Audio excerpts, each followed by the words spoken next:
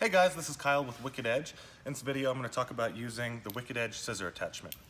So the way this works, or how it's designed, it has 3 flanges on the bottom. These are so you can adjust your angle if you need to.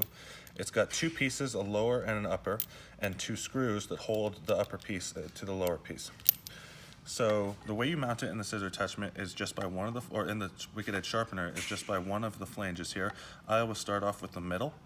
And then if you're right-handed, you want the logo on the scissor attachment facing away, facing towards your left hand. If you're left-handed, you would mount it the other way.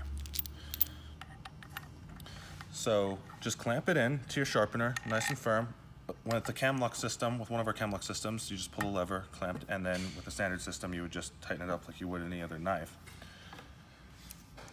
The next thing to do is mount your scissors. So this is just a regular flat beveled scissor, real simple, nothing fancy to it. And I mount it just right in the attachment here, about midway along the blade. Tighten the lower screw first and then the tall screw. Now, sometimes if you've got scissors that are loose, this could swing on you. So a lot of folks will rubber band this right here just to make sure it doesn't come swinging on your hand.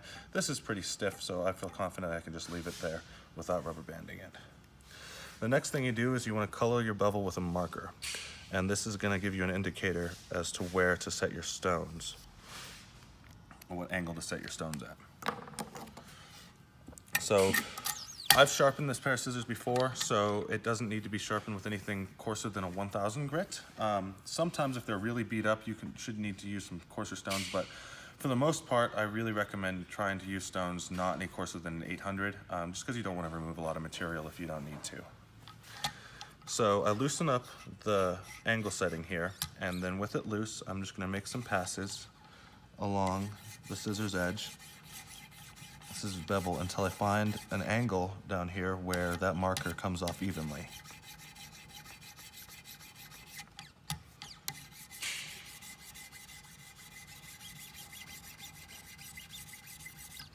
And then I just lock my angle setting into place when I found that angle. And then I'll just do some scrubbing on the edge until all the marker's gone, and I draw a burr. So the way you're going to feel for your burr is just right up under here. You just want to feel that metal curl.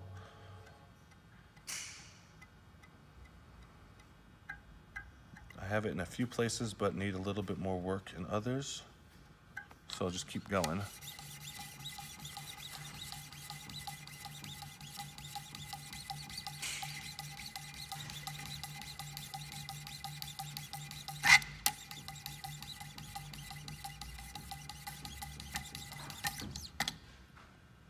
Okay, I found the burr.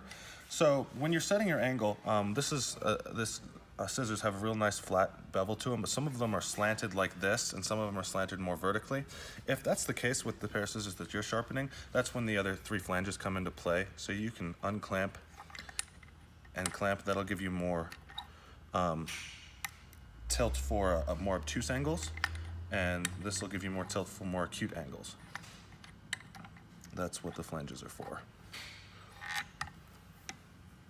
Okay. So again, have a solid burr, and now I'm going to switch over to a 1500 stone. And if you're sharpening scissors, I really recommend this 1500 grit stone.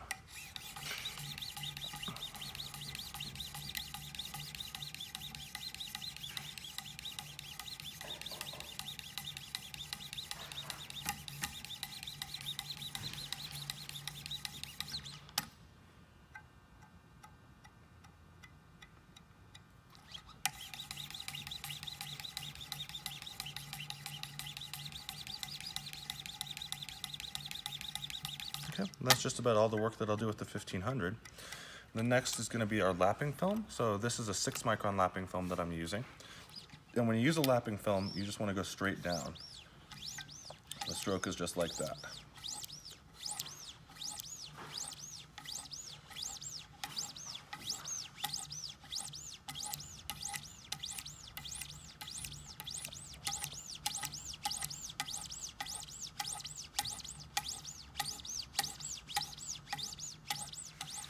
Okay, I think that's just about all I need to do.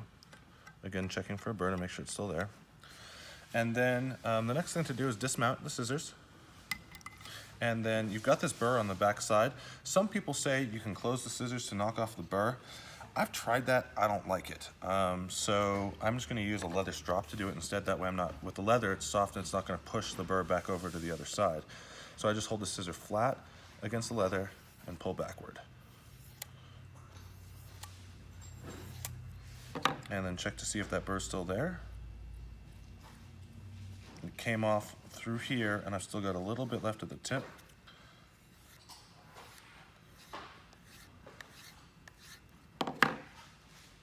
Okay, that's gone. Just double check the other side and double check the edge to make sure it's sharp. Okay, and so then you would just repeat. So flip the scissors over and do the side that you haven't done yet, like so. So next I'll talk about sharpening haircutting shears. These are a little bit different and much trickier, though they don't take as much time, surprisingly. They have a convex edge, which means it's curved on the top, and a hollow grind, meaning it's curved the other way on the bottom. So you want to be real careful with how you, one, clamp them, and two, how you set your angle.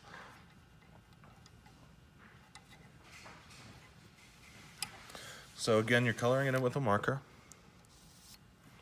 And then you want to start off really acute with your angle and just come at it really gently to see if you're removing marker at the very, very, very edge. You're not going to remove it from the whole bevel again because it's curved. The stone, flat stone can't contact that with one stroke the whole way.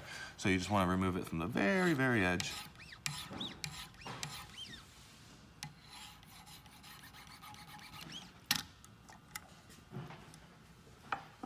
And then again, checking for a burr, which I've already created just with that.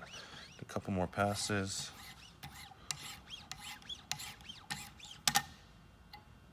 Yep, and there's a burr along the entire edge. So, and that was with a 1500 stone. With the shears, I don't recommend using anything coarser than a 1500 unless you absolutely have to. Then using the lapping film, again, downward stroke.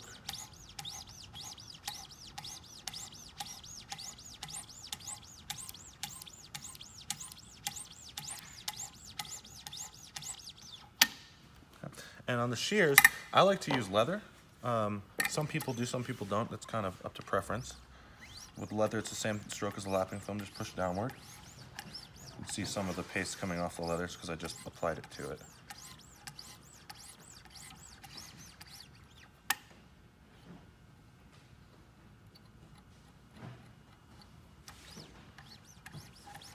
Okay, and then you can take it out and just knock off the burr using the same leather strop.